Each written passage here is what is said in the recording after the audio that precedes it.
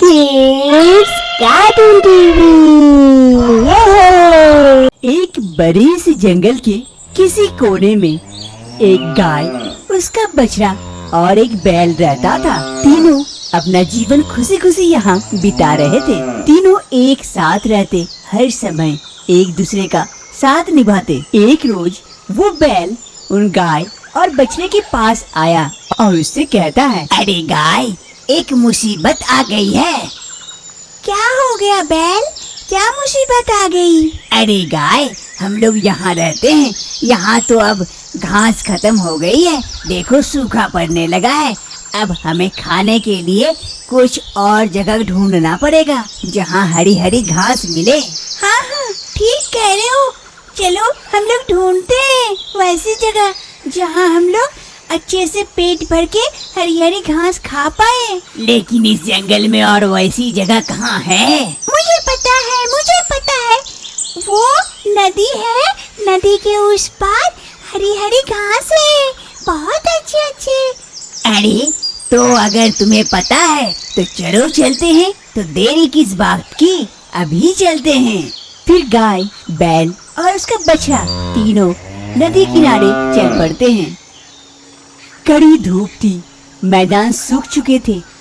गाय, बैल और उसका बछड़ा तीनों नदी की ओर आगे बढ़ते हैं। वो गाय, गाय का बच्चा और वो बैल तीनों नदी किनारे पहुंच जाता है। नदी पर एक लकड़ी का पुल बना हुआ था।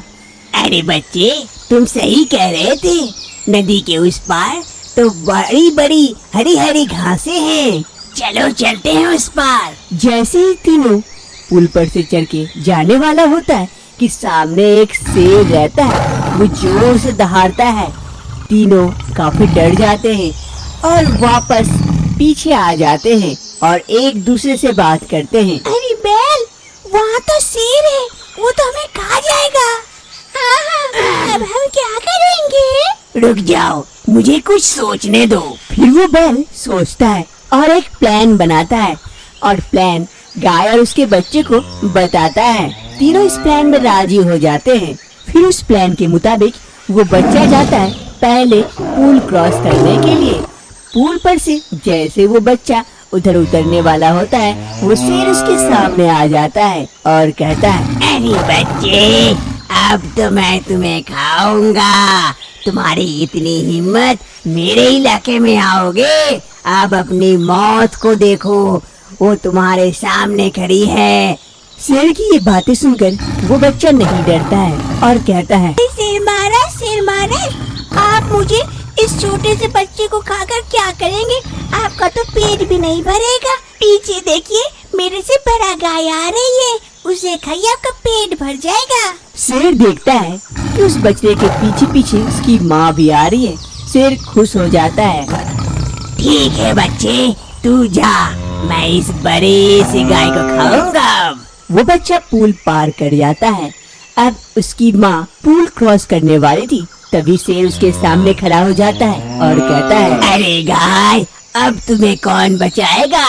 मैं तो अब तुम्हें आराम से मार के खाऊंगा। हा हा हा। प्लान के मुताबिक वो गाय भी कहती है, अरे शेर महाराज, आप मुझे खाकर क्या करेंगे? आप पीछे देखिए, मेरे पीछे एक हट्टा खट्टा बैल आ रहा है, आप उसे खाइए, उसमें बहुत सारा मांस है। आप उसे खाएंगे तो आपका पेट भर जाएगा। मुझे बेचारी को खा के क्या फायदा होगा?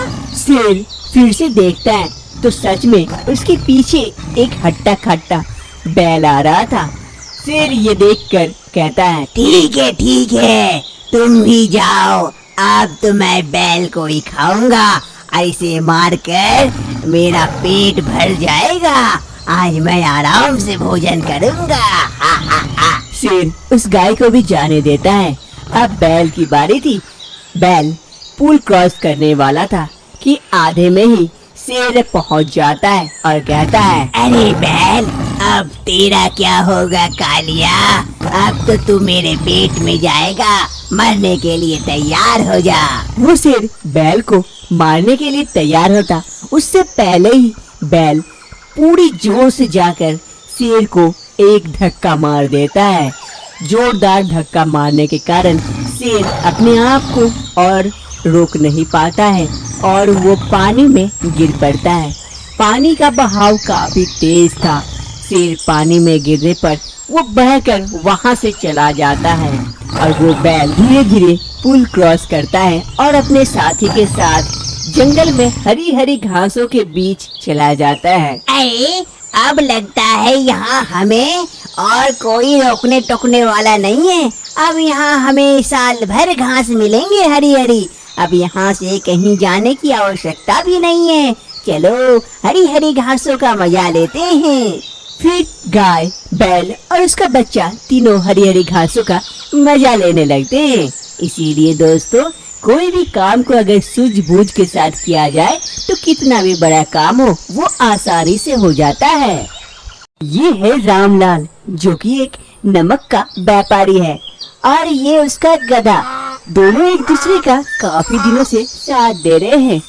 रामलाल घर से नमक का बोरी यहाँ लाकर बाजार में खुला बेचकर पैसे कमाया करता था और बदल में गधे को कुछ घास खाने देता था।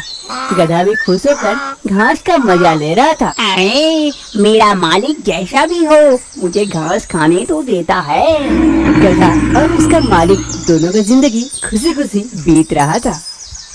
हर रोज की भांति आज भी रामलाल अपने गधे के ऊपर एक नमक की बोरी चढ़ा देता है और बाजार में बेचने के लिए वहाँ से घर से निकल पड़ता है। अरे गधा चल अब बाजार चलते हैं। अब धीरे धीरे रामलाल आगे आगे चलता है, गधा उसके पीछे पीछे।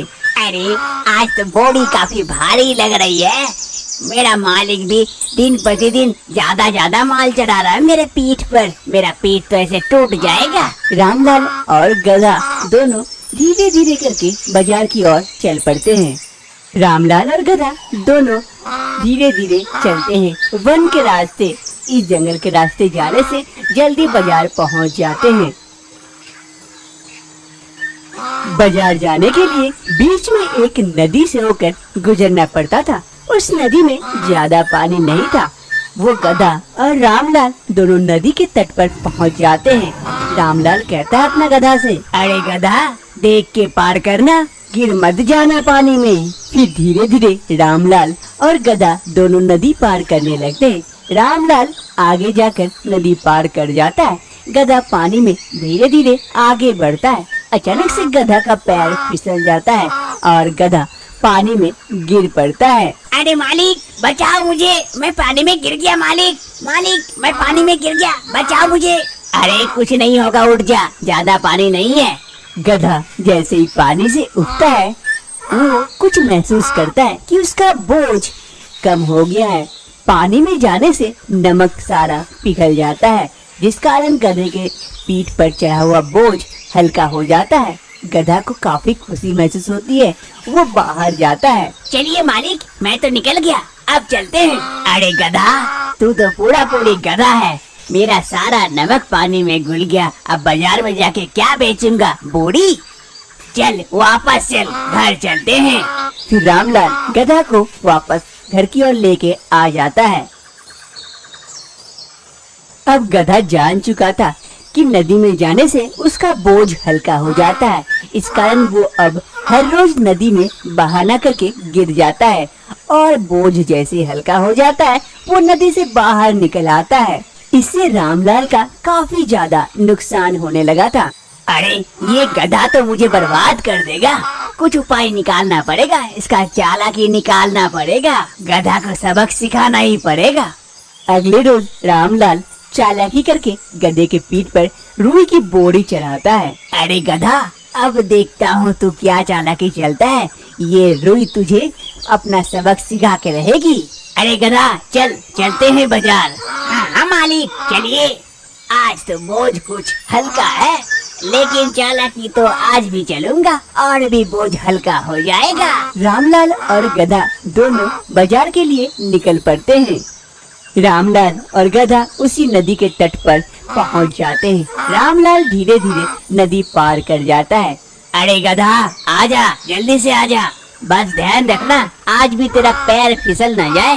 अरे मालिक पैर तो फिसलेगा, तभी तो मजा आएगा। हर रोज की भांति आज भी गधा नदी में उतरता है और पैर फिसलने का बहाना करता है और नदी में गिर जाता है। रुई में जैसे ही पानी जाता है, रुई का वजन बहुत ज्यादा बढ़ जाता है। अरे ये क्या हो गया? आज तो वजन घटा नहीं, बहुत ज्यादा बढ़ गया।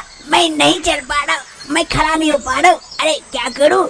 आज तो लगता है मालिक ने मेरे साथ ही चाल खेल ली। अब मैं क्या करूँ?